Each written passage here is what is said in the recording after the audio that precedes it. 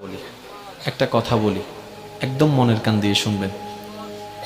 জান্নাতে যাওয়া সবার স্বপ্ন। আছি আমরা সবাই দুনিয়ায়।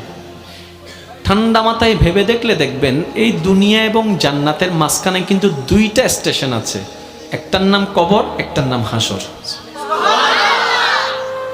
কবরটা কিরকম? আমাদের দুশমনরা না, আপন জনেরাই কিন্তু খনন করবে, আপন জনেরাই কিন্তু লাশটা রাখবে, আবার আপন জনেরাই কিন্তু ওই দেহটার উপরে বাঁশ বিছিয়ে মাটি চাপা দিবে, চতুর্দিক থেকে অন্ধকার করে ফেলবে।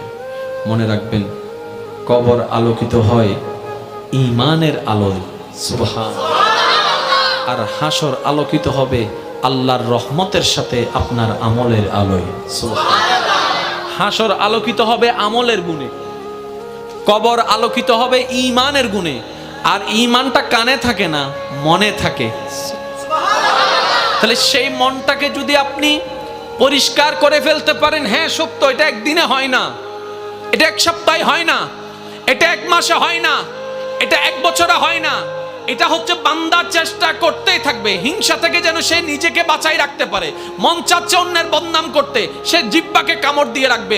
দুনিয়া উল্টায় যাক, আমি বদনাম করব না, আমি বদনাম করব না, আমি বদনাম করব না। মন বলছে তাকে মেরে ফাটাই ফেল রাগের কারণে। আপনি বলবেন দুনিয়া উল্টায় যাক, আমি তার গায়ে হাত তুলব না, আমি মাফ করে দিলাম, আমি মাফ করে দিলাম। কেউ একজন এসে বলল অমুক তোর নামে বদনাম করছে, যা যা বিশ্রী কথা বলছে, আপনি মুস্কি হেসে কথাটাকে রিসিভ করে বলবেন আলহামদুলিল্লাহ, আমি তাকে মাফ করে দিয়েছি। এভাবে যখন বান্দা চেষ্টা করতেই আছে, শয়তান আপনাকে হয়তো অন্তর ঘরে, না হয় বন্ধু বান্ধব দিয়ে কিছু কথা আপনাকে কানের মধ্যে পিন দিবে। যেমন কিছু কেউ আপনাকে এসে বলবে যে তুই কি ঠান্ডা হয়ে গেলি, তুই কি হার মেনে গেলি, তুই কি পরাজিত হয়ে গেলি, তুই মারতে পারিস মারস না কেন, তুই বলতে পারিস বলস না কেন, তুই বাধা দিতে পারিস দেশ না কেন। আপনি বলবেন দুনিয়াকে খুশি করার আমার দরকার নাই, আমার রবকে খুশি করার দরকার। সুবহানাল্লাহ। মনে রাখবেন ভাইয়ের একটা কথা, সব কিছুর মূলে রব। আপনি ডাইনে থাকেন, বামে থাকেন, সামনে থাকেন, পিছনে থাকেন, এভরিথিং, সব কিছুর মূলে গিয়ে রব। যেমন আসেন, কষ্ট নিবেন না আমার কথায়। কোন একটা কথা, কোন একটা মানুষ যদি প্রথমে ওই অ্যাক্সিডেন্ট হয়, প্রথমে হলো যে হন মেডিকেল ফুডিয়ে হন্ডা ডাক্তারে সাইয়েরা হবো দে চিরাং মেডিকেল লই যাব এই দা হন্ডা মা তন না হন্ডা চিরাং মেডিকেল আদা আগা হইতাম ডাহাওলা সাইয়ের হদা তো বেশি রিক্স ফাইতেন না জোর হ না ইয়া বারেন না জায়গা সব জান না, বারেন না ইন্ডিয়া হদা ফাইতেন না। লন্ডন যাবে হন্ডা, লন্ডন সিঙ্গাপুর ইতারা হদ্দ মারে মা এই মেশিন আর তো নাই। আমেরিকা যাবে, আমেরিকা যাওয়ার পরে ডাক্তার হদ্দে ইটা হদ্দা আর হনমিকে যাইতো না হইস ফডিয়াতুন গুইতে গুইতে চলি সিধা হন্ডা আমেরিকা হদ্দা আই আর হন্ডা হইম। ইতারা তো সিনিয়র হাসে ফাটাইতে ফাটাইতে আর হাসে ফাটাই আ হন্ডা ফাটাই আর তুন সিনিয়র মেশিন তান্ডা হনমিককে জোরহনা সিনিয়র মেশিন তার তো হনমিককে। এবার আমেরিকা ডাক্তার হতে আল্লাহ লাগর আল্লাহ লাগর আল্লাহ লাগর আল্লাহ লাগর শেষ ফল দিয়ে এর কি হস আল্লাহ লাগর আল্লাহ লাগর আল্লাহরে ডাক আল্লাহরে ডাক আল্লাহরে ডাক ইটা হদ্দে মাইলে ফিরে ইয়ান যদি এন্ডা হতে কি ইটু দে ইয়া শেষ পর্যন্ত হার হাসে নাম বুঝে দে জোর হ না হার হাসে আরো জোরে হার হাসে আল্লাহ হতে এত বাদে না রাখ ঠেকাত করি ইয়াকার নাম লর তো জিয়েন ঠেকাত ফরি লম পরে ইয়ান আল্লাহ পছন্দ ন করে।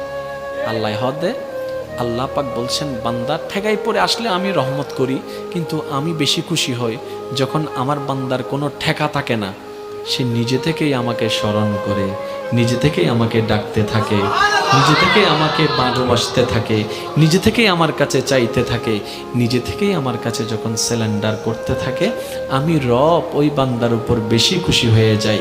তাই তো 5 ওয়াক্ত ফরজ নামাজ আমার আদেশের কারণে আমার বান্দা দাঁড়িয়ে যায়, ব্যবসাকে পিছনে রেখে, চাকরিকে পিছনে রেখে, রান্নাঘরকে পিছনে রেখে, শত ব্যস্ততার মধ্যে আমার বান্দা 5 ওয়াক্তে 5 বার ওয়াক্তে ওয়াক্তে আমার ডাকে সাড়া দিয়ে নামাজে দাঁড়িয়ে যাচ্ছে।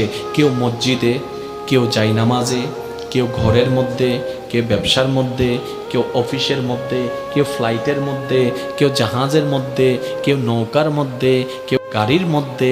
আমার বান্দা শত ব্যস্ততার মধ্যে শুধু আমার আদেশটা পালন করার জন্য 5 ওয়াক্তে 5 বার শত ব্যস্ততার মধ্যে আমাকে ভালোবেসে, আমাকে হাজিরা দেওয়ার জন্য, আমার দরবারে হাজিরা দেওয়ার জন্য, আমাকে খুশি করার জন্য আমার বান্দা নামাজ পড়তে থাকে।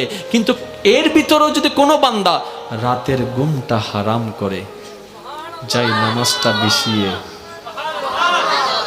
চুপি চুপি সবাই ঘুম তাহাজ্জুদের জন্য দাঁড়িয়ে যায়, আমি রব তখন আরো বেশি খুশি হয়ে যাচ্ছে। কেন? আমি আমার বান্দাকে বলিনি, সে নিজে থেকে এসেছে। আরেকটু জোরে বলেন। আমি আমার বান্দাকে বলেছি, বান্দা ঘুমাও। বান্দা দাঁড়াই গেল জামাতে নামাজে, বান্দা দাঁড়াই গেল যাই নামাজে। এবার ফেরেশতা জিজ্ঞেস করে, মাওলা সে তো ঘুমাই না, দাঁড়িয়ে আছে।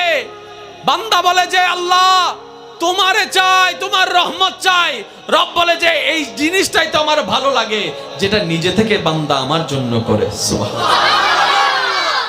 একটু দেখেন, এখানে কঠিন কিছুই নাই। মনে রাখবেন ভাইয়েরা, সব কিছুর মূল্য হচ্ছে কে? তো যেখানে মূলটা আপনার আল্লাহ, আগে থেকে ওটা ওনাকে ধরে বসে থাকেন না। ওয়াতাসিমু বিহাবলিল্লাহ, সুবহানাল্লাহ। তাহলে কিন্তু আর এত দিক বেদিক ডাইন বাম করার কোনো সুযোগ দরকারই নাই, বলেন না?